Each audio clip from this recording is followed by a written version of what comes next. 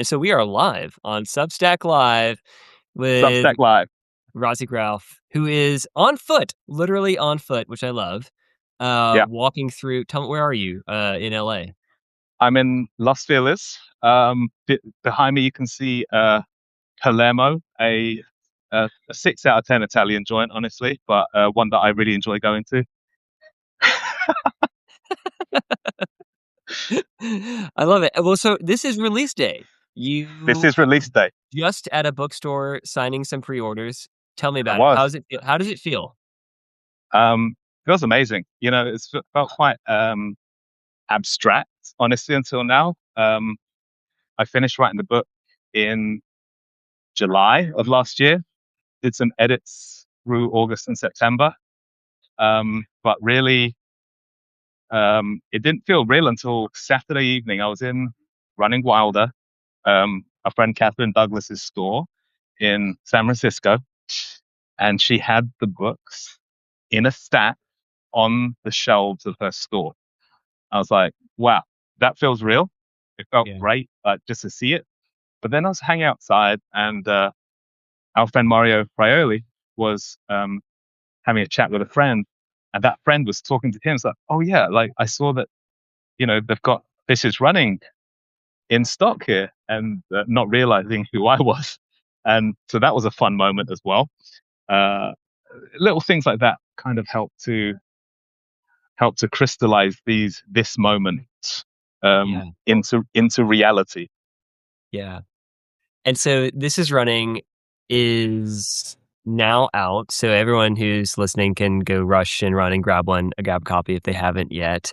Yes, For folks please. who may be coming from Footnotes who don't know Roz, he writes the Substack newsletter Running Sucks, which you should all subscribe to, which focuses on running culture and community. He's been one of the people I think I've learned so much about how to write about community and Yeah. and write about running and community specifically. Hmm. But like your newsletter, it was essentially a sort of sandbox for this book in a lot of ways, right? Correct me 100%. if Yeah. I'm wrong. Yeah.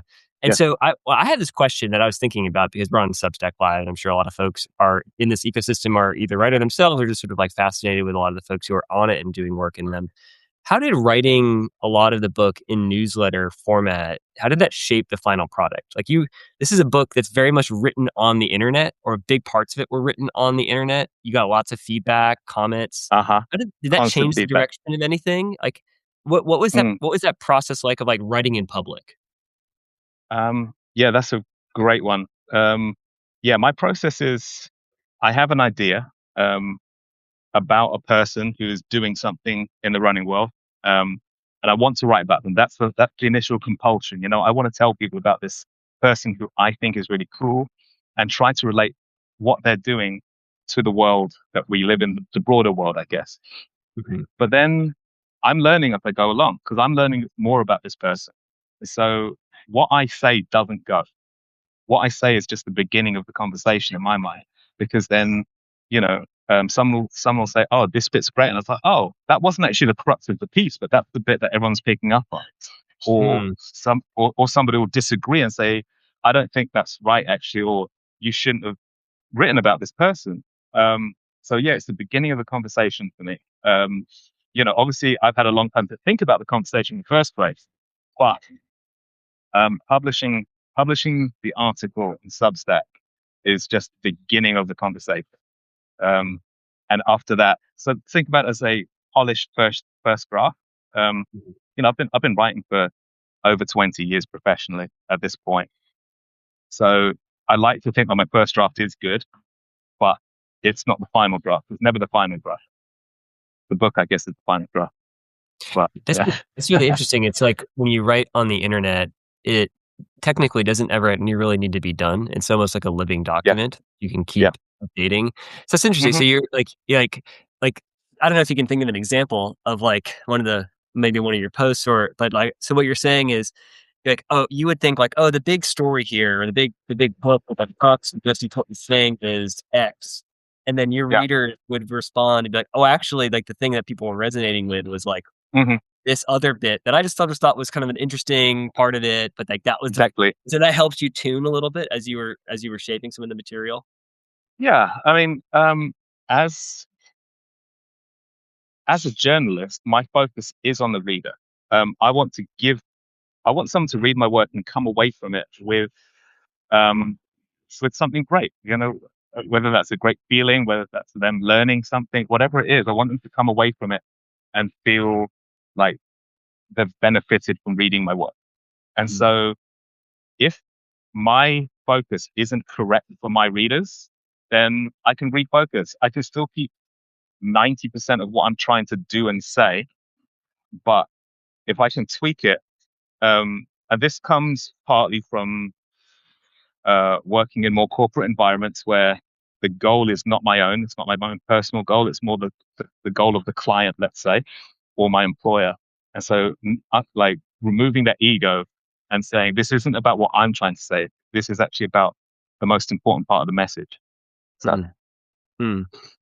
That's interesting though, because it's like when you're like Substack, right? It's very tempting to be self-indulgent because you don't have an editor, or at least mm-hmm. I'm not sure if you have an editor. Like I do, my Substack is completely all self-edited. Yeah, yes. Um, I have how do friends who you? help, but You have not friends? not an Yeah, editor. yeah. What is that? Just something like a skill set you've developed over just some years of experience to be able to distance yourself, Yeah. to be able to take that perspective of the reader, and then who's your reader hmm then too? Like who are you? Who do you think you're writing for? If But yeah, that's another thing that I'm learning. That's another yeah, thing that I'm learning. I'm learning who my reader is. Because again, I can have an idea that, I'm writing for this kind of runner, but then mm, actually maybe I don't understand that runner very well, or well enough, or perfect. My goal is to understand my reader perfectly. I want to be um, I want to be best friends with all of my readers, and I want to tell them the things that make them the happiest. And so, um, yeah, it's just a constant learning process. Um, yeah. but yeah, I also don't write about myself very much. I write about other people, which makes it much easier to um, remove myself from it. It- And as we're talking, I hope that you're logging this on Strava or doing so. 'Cause I'm really curious how far you will get, and like what your total mileage will be for the course of this live stream. I, You've I, moved at least 7 blocks, so I'm pretty I'm, impressed thus far. I've just come to sit down now. Actually, Yeah, is the music too loud? I think it's okay. I think it's Okay, okay. cool. Yeah, yeah. Um, Give it tell us nice in the feedback. chat if there's too much music in the chat in the audio. I just saw Hannah Einbinder from Hacks come out of the bookshop. Maybe she bought my book. I don't know. Amazing. Real yeah, yeah, oh, yeah, yeah, the HBO show, Yes, about the comedians. she's Um, brilliant. She's brilliant. yeah, she is brilliant. She's really good. She's amazing. Unapologetically pro Gaza as well. Just throwing that in there. I love it. What do you think was the hardest chapter to write? And then I wanna Mm, start talking about some of the people who you interview, but before we get too sure. far from, like, the table stakes of the actual production of the book and, like, the hmm translation of a lot of that, not translation, but the the work of moving from the newsletter to print form, what was the hardest part of it? Like, which chapter do you look at and go, "This was hard," and why was it so hard? Um, so there's a chapter, the one I go to first. Well, I can tell you the ones that I fretted about the most after submission. The first one was I wrote a chapter about the female experience, and I'm a man, so I was concerned about that. The publisher didn't want it in the book actually. So I was concerned that that was not going to be well received, and it still might not be. We'll see. But I'm proud of that chapter. Um, my most militant feminist friend read it and gave it a thumbs up. So I feel satisfied in that regard. Um, Also, my chapter on trail, because I'm not Mm, somebody who spends, the modern idea of trail running is going, it's almost camping, going for like multiple days. yeah, I run trails in LA, but maybe just 5 miles. I'll go for 45 minutes, an hour. I run on trails and go home. that's how I engage with trail running. I understand the rest of it, but not firsthand. And I know the trail community is quite insular, and Yeah. there's a lot of gatekeeping there. I might not be fully accepted as a trail runner because I'm a soft boy running the trails in Griffith Park. Um, but again, I have lots of opinions and ideas about how trail running is the future. It's kind of, I actually say it's final level boss of running. It's a beautiful thing to do. And then I met somebody, Gaze, a few weeks ago on my first stop on the Salomon tour, and he said that chapter on trail spoke to him, and that's all I care about. So again, he put my mind at rest there. Um, and the third one was uh, the opening gambit of the whole book. I knew that had to be impactful, and it's a scary thing. Like that, you set the tone for the book with the first line, right? And I wasn't sure if I'd gone overboard with it, but people like it. But Can you tease us with the opening gambit in terms of what it was in terms of subject matter? it's a statement. Running is a radical act. Mm. Hmm. Running is a radical act, and then I go on to explain it, contextualize what I mean by radical, because it's a pretty straightforward term. But one moment, uh, could I have a tecate, please? Tecate. Yeah. Anything else? That's all. I love it. Speaking of trail though, like you're on the Solomon gravel tour, Yeah, yeah. and can you explain a little bit to me on like the ethos of the gravel bit of this? Because it seems Sure. like there's something here to your point around like widening the aperture of like what trail running or Yeah. off-road running is, it can Hmm. be. It seems like it's like, being in Los Angeles, which I just don't know Los Angeles that well, other than Sure. the LA Marathon once. Hmm. It's like, it's like a city the size of New Jersey. I Yeah, don't yeah, think of open space that much. I know like Griffith Park and this sort yeah. of stuff you see on like Hollywood, like the same fire trail that everyone's walking up Hmm. all the time. But I don't think of it as like a trail running mecca. Sure. What's the gravel tour element, and like what's that been like specifically as you're thinking about the Yeah. experience of trail running as it intersects with urban life and living? Um, it's gravel running, gravel shoes are a very, very, very, very specific thing, and they are perfect for me. I'm a city boy, born and raised, living, dying in a city. And so the gravel shoe ethos is moving from running in the city on asphalt, on concrete, onto a light trail, compacted dirt primarily, So Yeah, we're not talking technical trails where you need, a Hoka you're talking about something where you might just use a road shoe with thicker treads, and the, the gravel shoe is basically that. Like we've got more tread on our shoe, and it's a bit sturdier, and it's a good shoe. Um, yeah, when I was running the first 10 years of me running as an adult, I was in London, up in the suburbs, and I used to run from my apartment half a mile down to the river, and and that was it. And yeah, then that was it in terms of concrete and tarmac. And then I was on a river towboat. So I wish gravel shoes had existed back then, but instead I was used to wearing Brooks with slightly, slightly more grip on them than an elite marathon shoe, which are like yeah. smooth sole texture. So I like these gravel shoes. I have space in my house for them as well. So that's another thing. Like if you're in a tiny one bed apartment, you might not have space for more than one pair of running shoes. Honestly, um, I've got space for, well, I think I have space for a few, but my wife disagrees. Uh, this, this is why I married a runner, and so we have oh, great. entire closets that are sort of devoted to all sorts of running. I don't even know how many running shoes we have, even though I haven't been able to run from that table last year. I um, get I get yeah. withering comment of more shoes every other week. But I think like if you live in a city, the idea of a gravel shoe really does make a lot of sense. Like I live in It Oak, I does. have this like one like wonderful route that I like in Oakland Hmm. because it's just sort of like intra urban. Yeah. If you've ever been in like the East Bay or just like San Francisco Bay Area more generally, like it's a city, it's an urban area. Yeah. But there are all these like little green belt pocket ways to get through, and all the parks. I don't know. This is sort of, maybe it's a California thing. Like we put we put parks in the places where like we needed to store water, or we just like came to our senses not to like develop Maybe. or turn into subdivisions. So all the parks are in the hills, and all the flats are developed and brought over. Oh, sorry, hold on one second. We've had this like fire alarm going off in Cool. our apartment.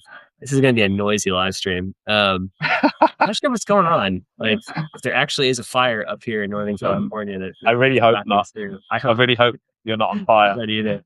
It beeps twice and then it goes on. I think it says Dusty in this cabin we're up in. Anyway, well, gravel stuff, but like the transition from like urban experience into some of these like park spaces or Yeah. like liminal spots, even because I'm sure LA is filled with like lots of these like areas that are urban Yeah. and yet off road, and then or Mm. just like they're just like at the edges of like space that couldn't be developed.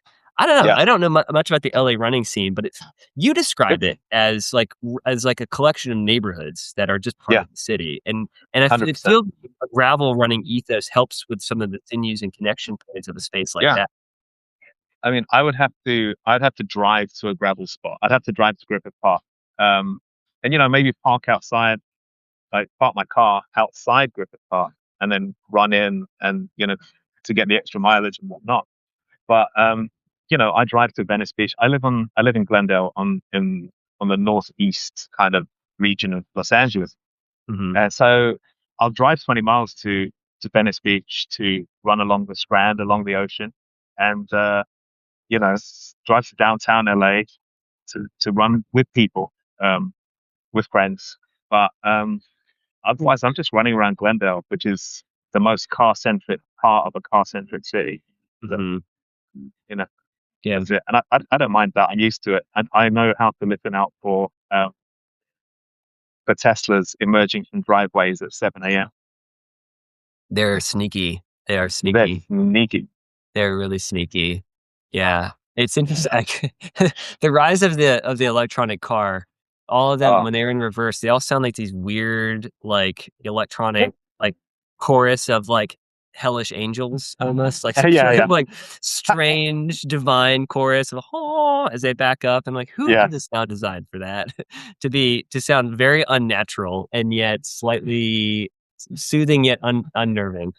Um, I want to ask you about so to the newsletter a little bit, like and Yeah. like maybe staying with LA a little bit because a lot of your work focuses maybe on folks and people around LA, but more generally, your Mhm. posts and writing feature people that are really important to their local communities. They're not Yeah, famous in the traditional sense, yeah, and that is I know a strategic choice that you're making. sure.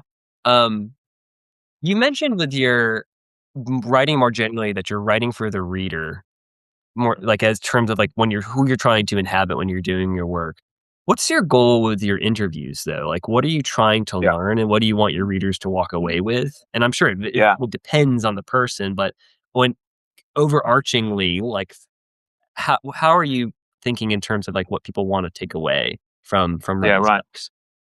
Um, hmm. I've been thinking about this a lot recently, actually. I think as humans, the only things that we need, or that we want, the first things that we go to are creativity and community. Hmm. Um, like you're a dad, you've got a little one. How old? Coming up on 3. She's gonna be 3 in Yeah, July. so Yeah. perfect age for this. That little kid, the first thing they want to do is to draw a picture, right? Mhm. Mhm. Creativity right there. The next thing they want to do is to show it to their community. They say, "Hey, Dad, look at this picture I drew." First two things they want to do when they've got some spare time. So for me, this is itching the creativity, scratching the creativity itch, and I'm sharing it with my community. Um, you know, everyone who's subscribed and whatnot, and reading my shit. Um, but I also there's a third thing where I want to inspire people to do more better things for their communities. Mhm. Uh, I don't think it's, I think it's more relatable now than it was 3 years ago. If I said it 3 years ago, but I think we're all in a space where we're kind of desperate for good news and desperate for good things. I've been there for a while, but everyone else is coming around to it with the war upon war upon war that the USA is inflicting upon the world. Um, and so, if there's something where I can say, "Hey, look at this person. They are in their communities with no funding. No, there's no funding. They're doing it for the love of it, for the love of their community. You can do it too. You can do it too." And that's what I want. I really believe in, I believe in people. Mhm. Um, and like I said, I want to be friends with all of my readers because I believe in people. I think as much as I write about so many people, only 50 a year maximum. That's if I don't take any weeks off.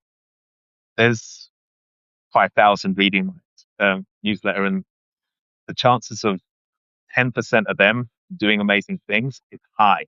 I think there are a lot of really cool people in the world doing cool things, Yeah. and I want to know about it all, because if I'm only hearing things that are building and adding to the world, then I believe the world's going to be in a good place. Yeah.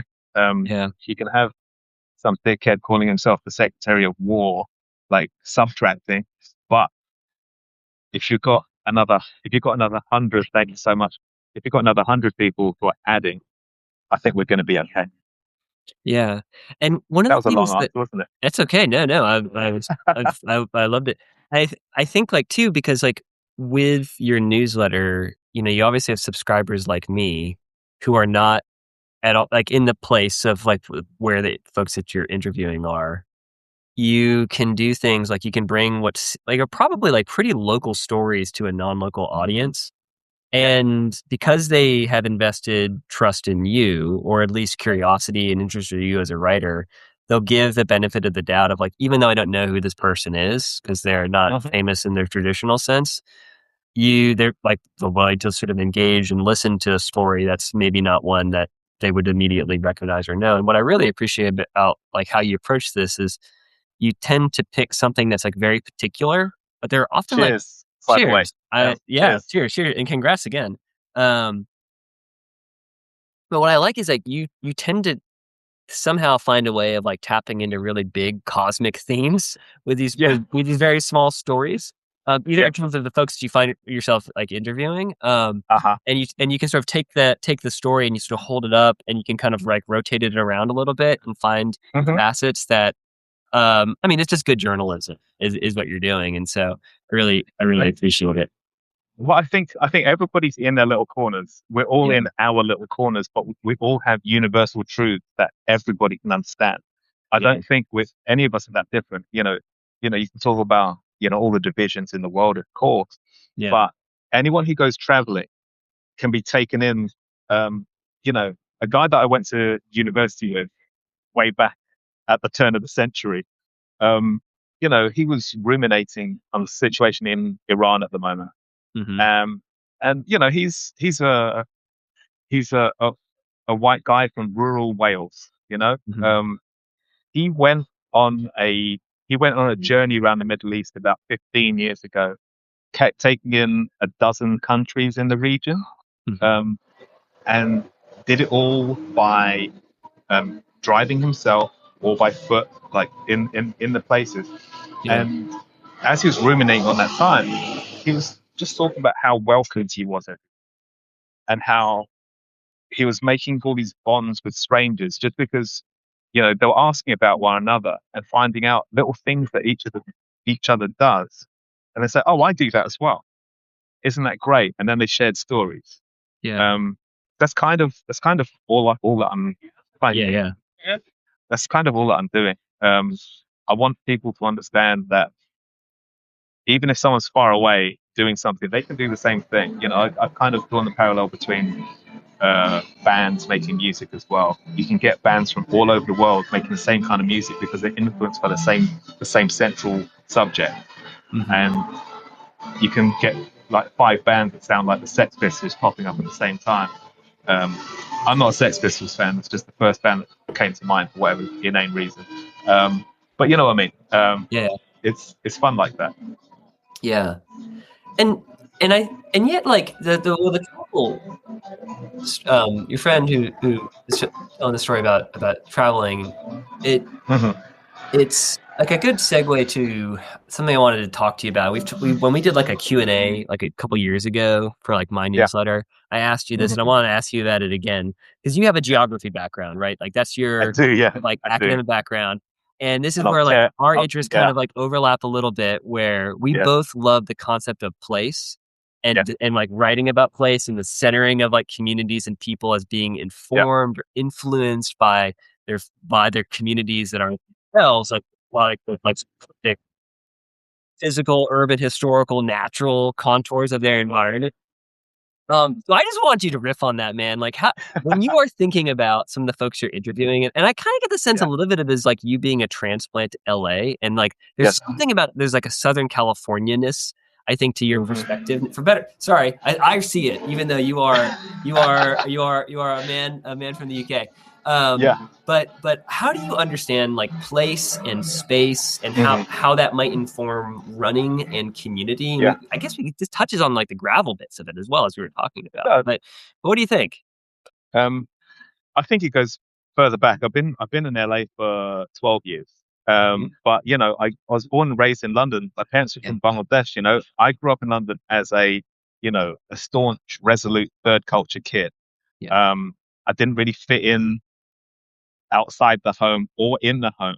So I had to make my own thing. So my personal relationship to place is very specific. It's the same as every other third culture kid, but it feels separate to me. Um, What's a and third then culture? again, What's a third culture view? third culture is when you're the child of a first gen Okay. immigrant parents. So my parents immigrated to London from Bangladesh in the 70s, Hmm. and I was born in London in the 80s. So I'm British born and raised. Arguably, you could say I'm English. Um, you know whatever that means. But also I'm Bangladeshi. Because I'm by blood I'm 100% Bangladeshi. It's all very um, not confused but complex, as though all the relationships are quite complex as a result. And that just meant that I've had to think about it harder than somebody hasn't who doesn't have that facet to their life. Hmm. And the easiest way to get good at something is by overthinking it. And so um, that's why it comes across in my writing, I think, just because I have a deeper understanding of it by living it, I guess. But I look for that in others, and I look for how people are, because geography is just the study of people and place, and the connection. And so I like to say that I write about the relationship between runners and the place that they're running through. That's my geographical lens going onto the what I write about. So, and I think that's quite a simple concept. Um, but when I spoke to Dr. Sarah Ackman, about how women run through a city, for instance, that that is a geography dissertation. That's a PhD, right? She did do a PhD, but in the architecture field.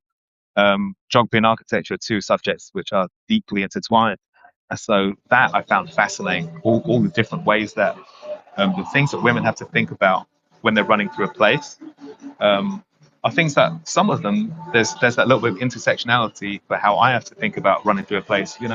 We've got Arnold Arbery, very famous case of how running while black is very dangerous in Yeah. certain places.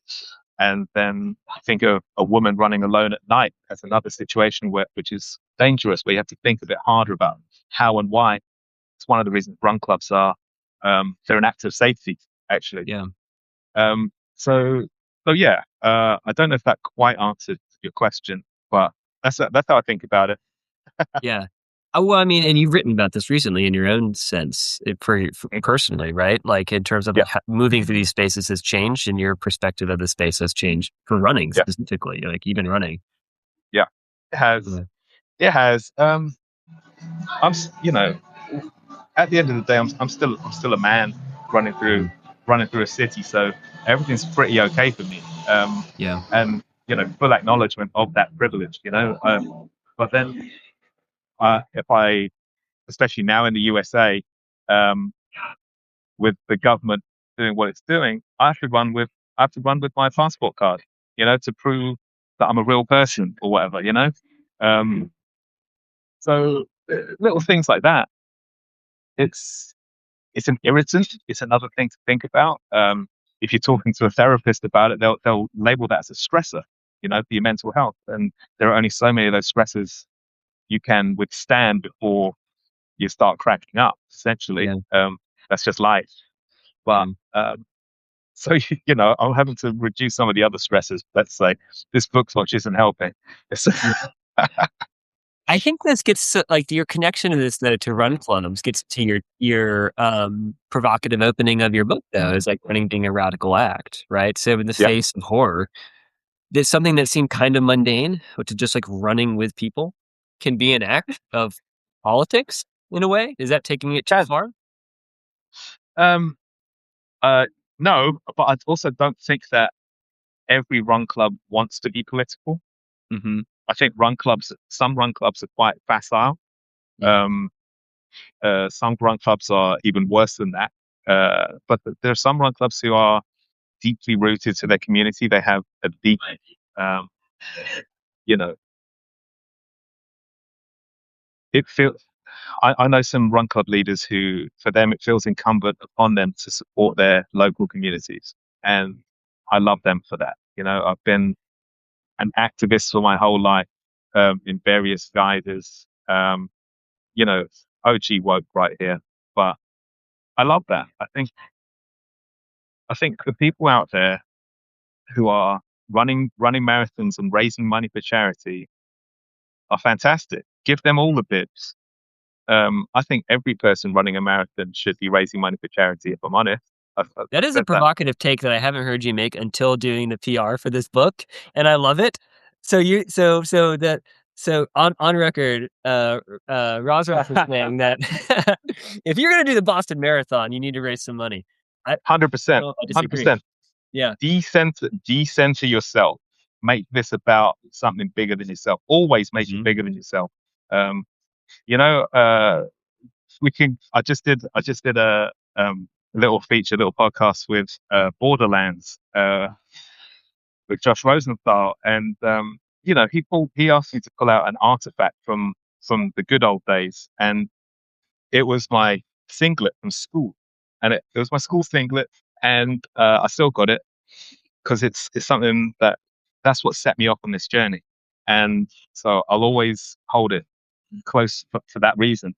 But the photos that I've got wearing it are for me in my mid 20s when I was running 5Ks and 10K, and I was working corporate jobs, and every time I had one, I'd send it round, all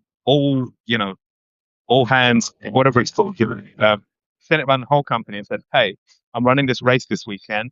I'm raising money for spinal charities or um, shelter, homeless charity in London. Whoever it was for. But I was raising money. Like, hey, whatever you can put in." And I got a few like snide remarks like, "Oh, it's just a 5K." It's like, yeah, but you're not contributing to anything. So fuck off. Um, I raised $1,000 for running a 5K. And yeah. I wasn't a media personality like I am now, like a Substack head honcho that I am today. Um, but We'll get there. I'll give you but time. Give it time. but I'm saying that anyone can do that. If Yeah. you work if you work in a normal job in a normal company, just send it around. You'll be so surprised at how many people will say, "That's a cool thing you're doing. Here's $10. Here's $50." The CEO might even just say, "Here's $500." hmm And you know what? That's the ultimate distribution of wealth. A lot of these people disagree with taxes. We all do. I don't like paying taxes to this stuff in particular. But um, if you can get money from people who are earning 50 grand, 100 grand, 500 grand, and get it to people who need it more, Yeah. just by running a 5K, just running Boston, everyone's doing these days. Do it. Yeah. Do you know what might be interesting too? An interesting study might be to because like I wonder like would DNF rates decrease because you're not just running for yourself anymore. And what that made me think about is like my best races have been when others were depending on me Yeah, and often in team environments where like I never pushed harder than I did when I knew other yeah. and it was only like a few people on the immediate team knew they were Mhm. relying on me to be able to perform. And I could just like easily could say like I could think of 3, 4 times where I was like, yeah, Yeah, that was the hardest I've ever pushed or the top 5 hardest efforts I've ever made. Maybe not the fastest race I've ever made, but certainly like the most effort and the races I think of as being most rewarding were the ones in which folks were depending on me and I felt like it delivered. And I wonder too if we changed that, shifted that around of like, yeah. I wonder if people would run better. I Like I relative to also where they think it are. does. I also think it doesn't matter. Just like that person who said it's only a 5K, it doesn't matter. The length of race doesn't matter. Hmm. It's the race is something you're doing anyway. You keep that separate. Uh, The thing you're doing is just raising money. You're just like raising awareness for something and saying, "Hey, this is something I care about." Hmm. Whatever the reason, like I was raising money for spinal charities because my mum had like really bad spinal issues around, and that Hmm. was dictating her life and our life as a family. And so I was like, let's see what we can do about that. Um, and it was an easy thing. And living and working in London, um, I saw so many people sleeping on the streets, and I knew that shelter was such a great organization for helping with that, like directly. Um, so it's like it was an easy thing to like say, hey, maybe you just haven't given any money to charity this month. Maybe you haven't set up a direct debit or a regular payment. So just throw some money in this pot and see what happens. Even if I'd raised $100, it's $100, and I wouldn't if I haven't made that page. Yeah. So Well, who gives a fuck if I finished it or not? I'm sure you're gonna have some race organizers who've been listening to this or reading your book too. And so who knows, maybe UTMB there will Oh, change how imagine. they do things. Can you imagine? Yeah. Um I'll let the fire truck go by. Yeah, Um I wanna shift you slightly sure, um to get to what you were so you are you're on Solomon's gravel tour.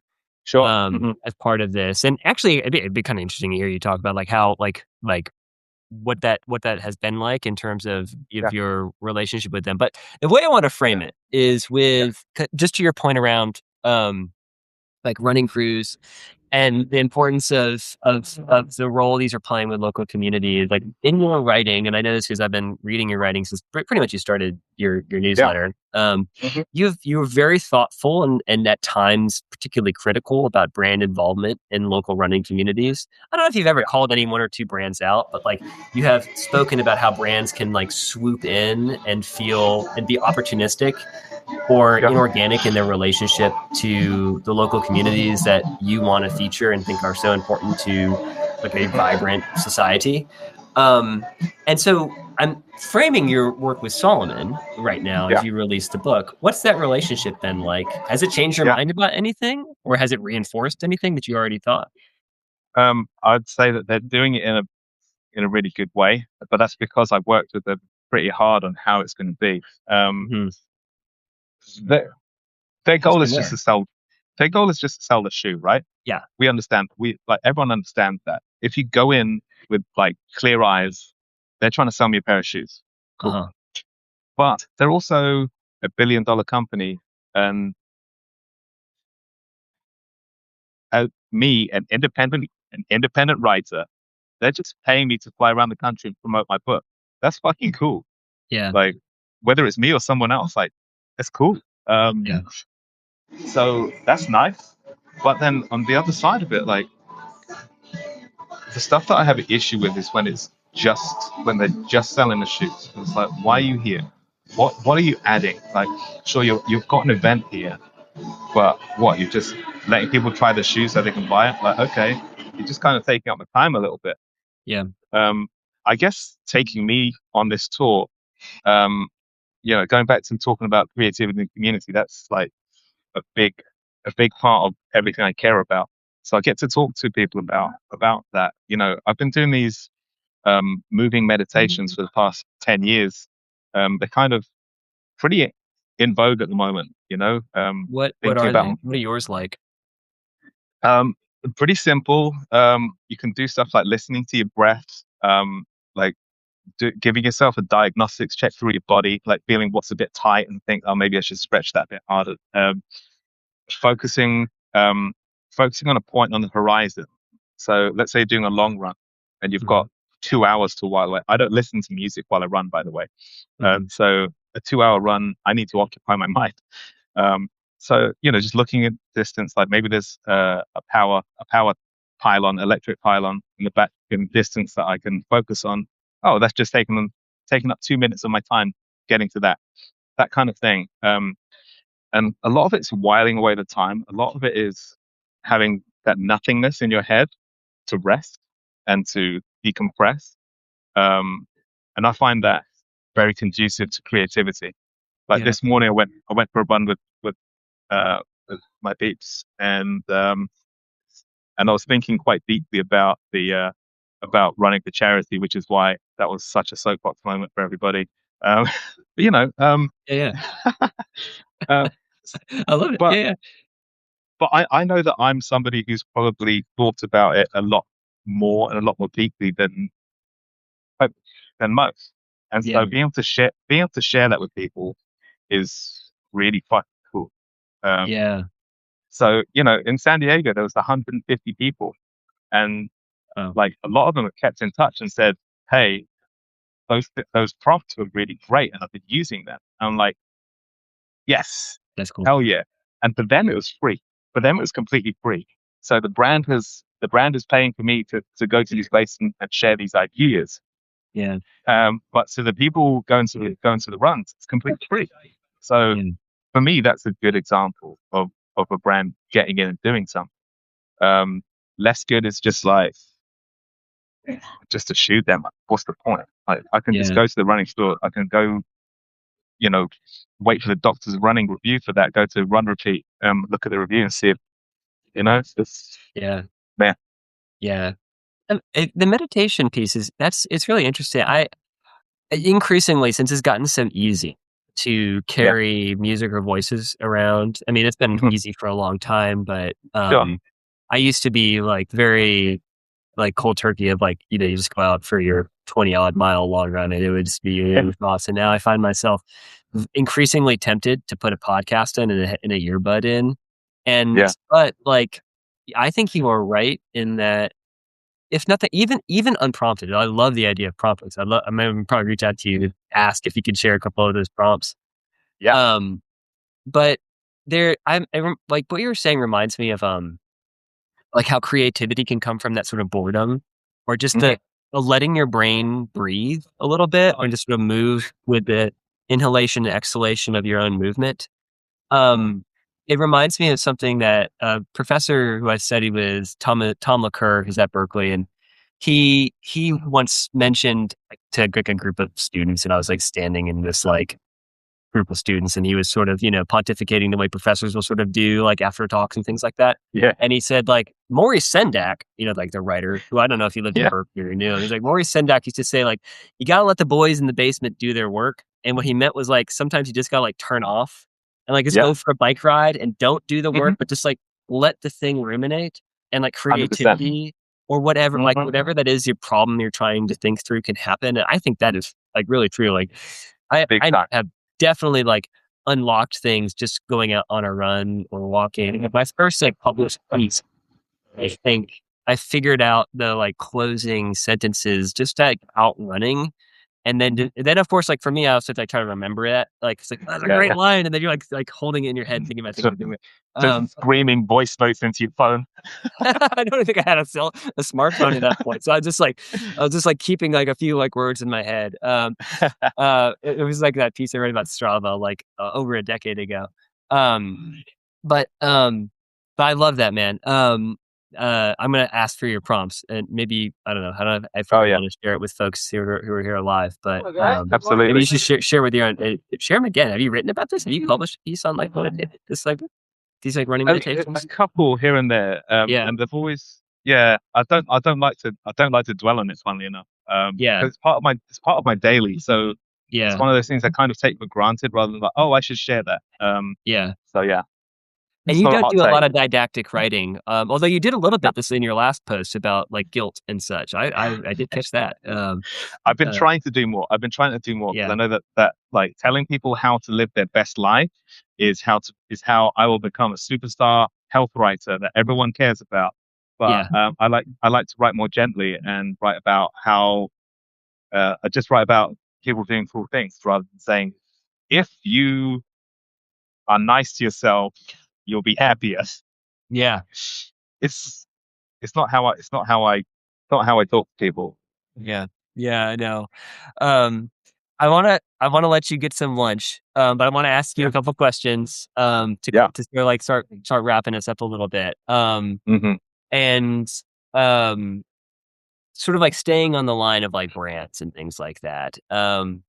So some of your when we think of these brands now, right? Like Salomon is a multinational company. It's owned by Armor Sports, right? They've Yeah. got and like you have written like really interesting stuff about the global part of capitalism, and I think that very much reflects what you were sort of saying of being the child of Bangladeshi immigrants to Hmm.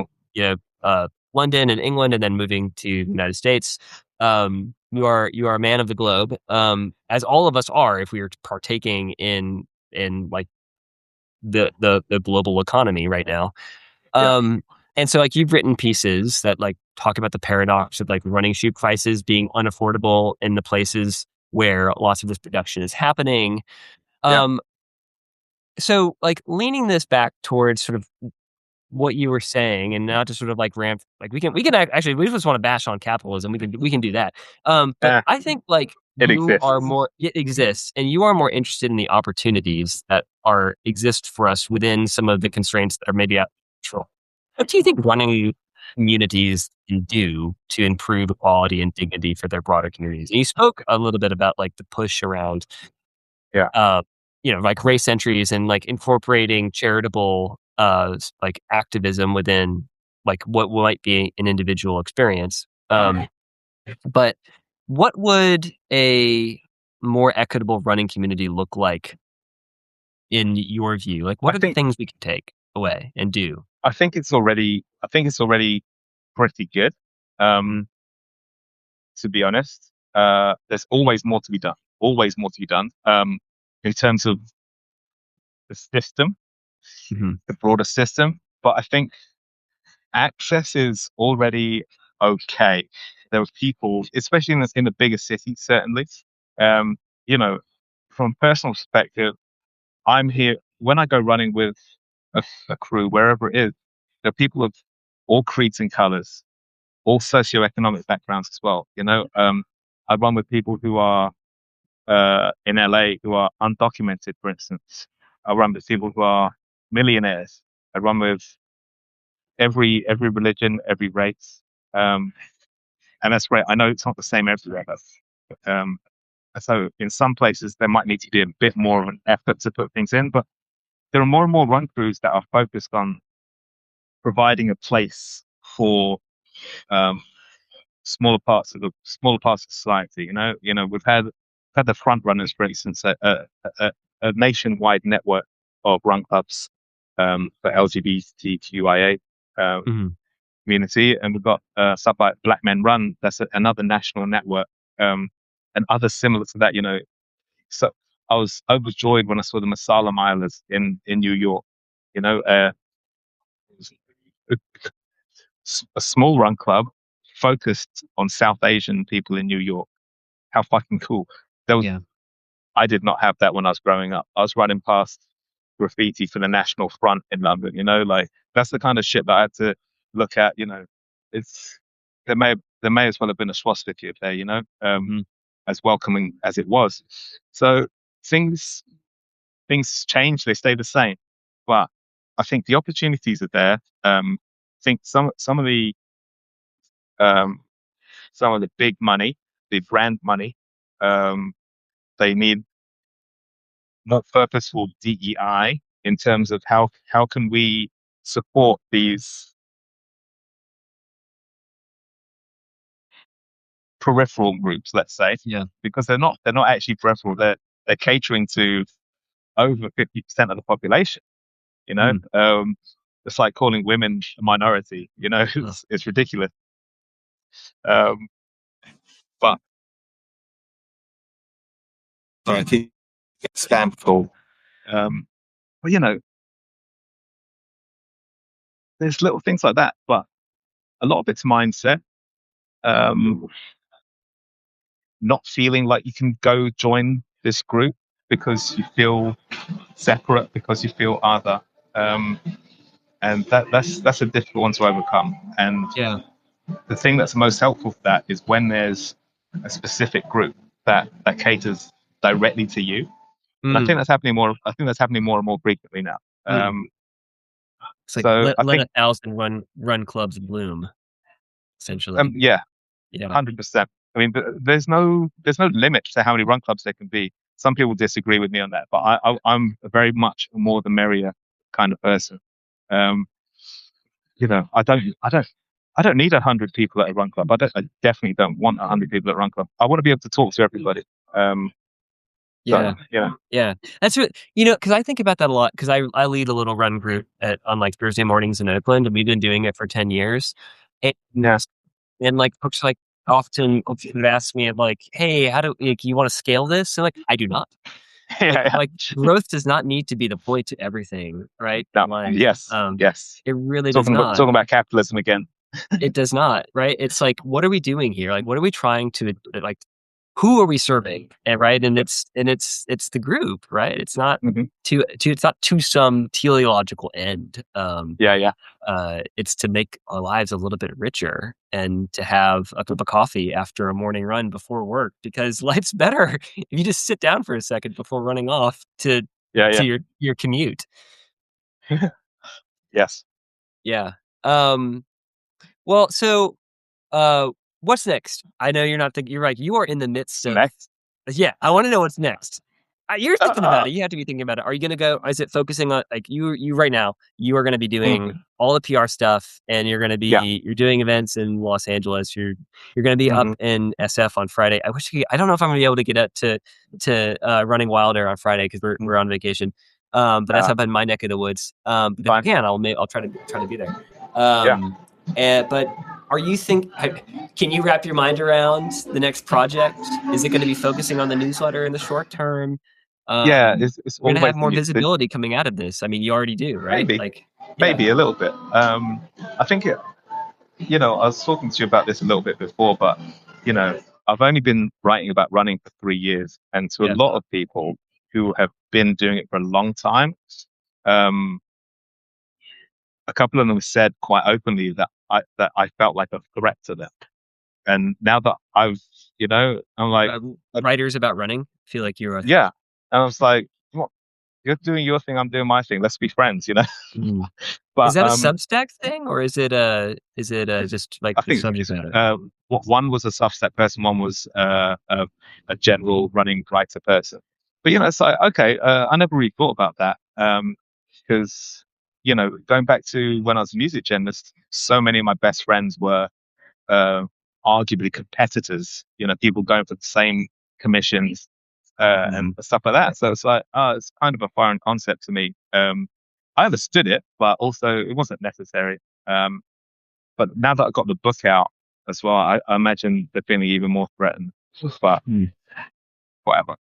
Yeah, yeah, So yeah, my next project is just keep going with the newsletter. That's kind of my comfortable home base. I'm most comfortable when I'm sitting in the corner of my house that I'm allowed to have as an office, mm, and writing away for just 4 or 5 hours a day, and then I can go do my other stuff, like sit at Fred 62 in Los Feliz with a beer talking to you.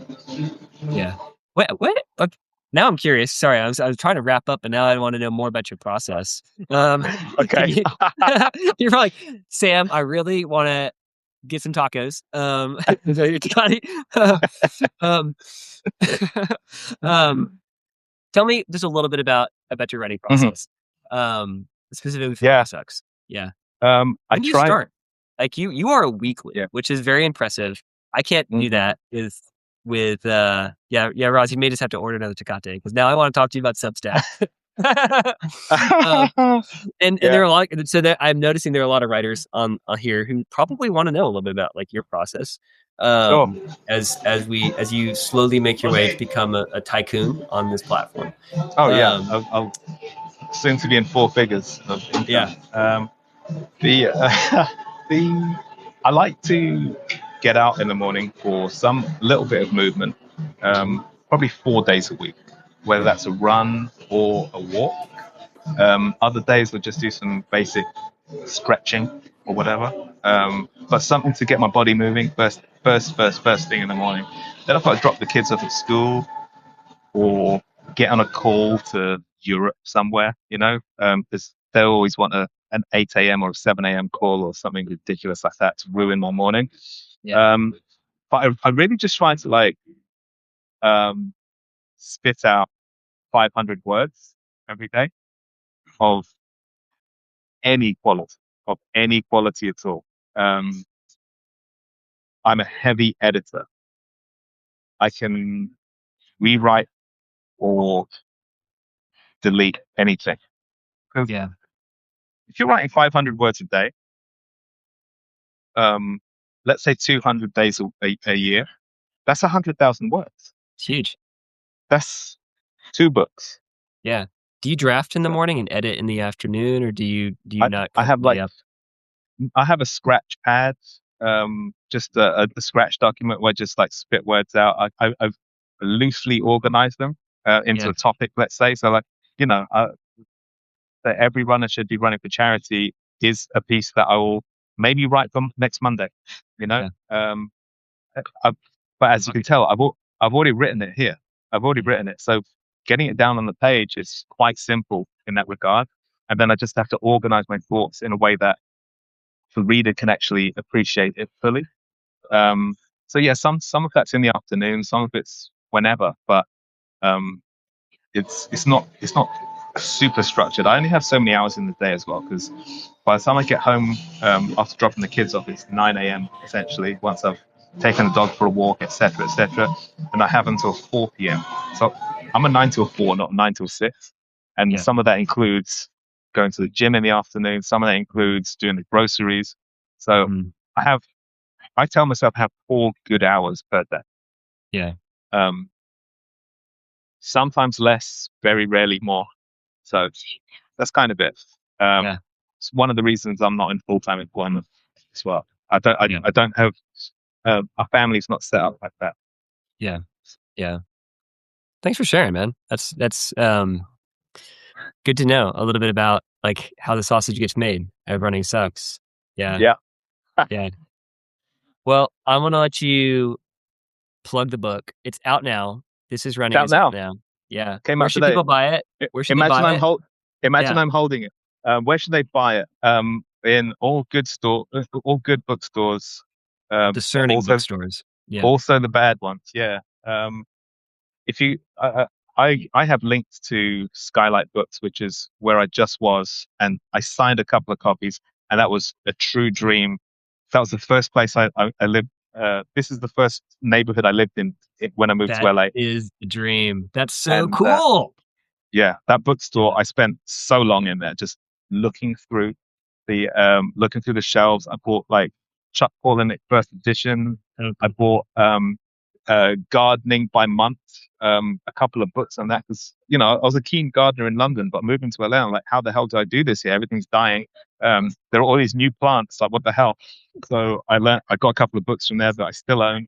So Yeah. having my book in there in the window, Amazing. That's so cool. That's so it's cool. it's the best thing. Congratulations. That's Thanks. awesome. That's awesome. That is so Thank you. cool. That is so cool. Where can folks see you on tour? Because you're moving around. You're on the West Coast now. Yeah. So this Sunday, this Friday, I'm in San Francisco at Running Wilder, and then I'm going to be at the Boston Marathon, just milling around. Drop me a DM, and let's just go have lunch. That's all I'm doing. I just want to go see the race and see some friends. Really, that is me en route to the London Marathon, where I have three very definite events. I'm going to be in conversation with my friend Sophie Hayward. She is she's one of my inspirations for doing running sucks. Actually, she is one of the best celebrity profile journalists out there. She's exceptional. You'll see her stuff in the Guardian, LA Times, everywhere. You know, like top magazines. She just put together the Harry Styles and Haruki Murakami piece in Runner's World. That was her. So the first thing I look at when I read another article that I have written, who wrote it? And it's like, oh, Sophie did it. Straight away texted her, I was like, amazing job, amazing.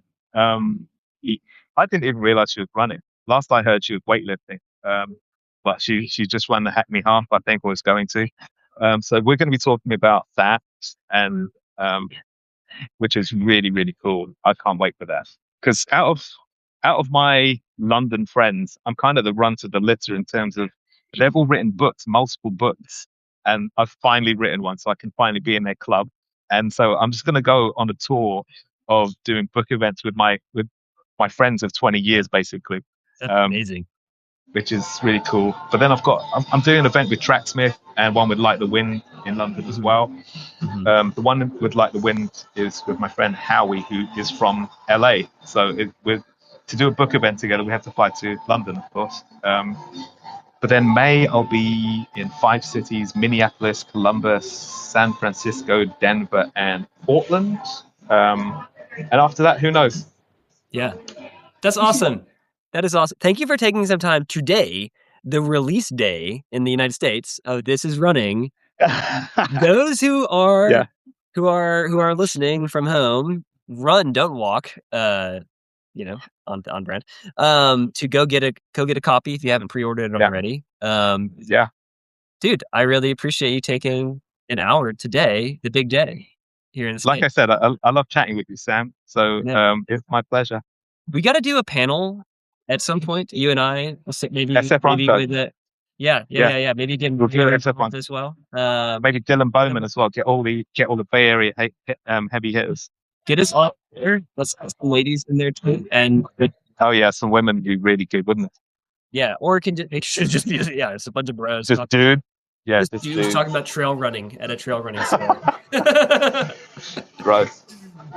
Yeah, indeed. Hey, have another Tecate and enjoy, man. That was a breakfast beer. That's a breakfast beer. I appreciate you, sir. Congratulations. Yeah, a great talk. Thanks so much, Sam. And hello and goodbye to everyone watching, I guess. Thank you, everybody who joined in and joined us today. Really appreciate you guys taking a little bit of time.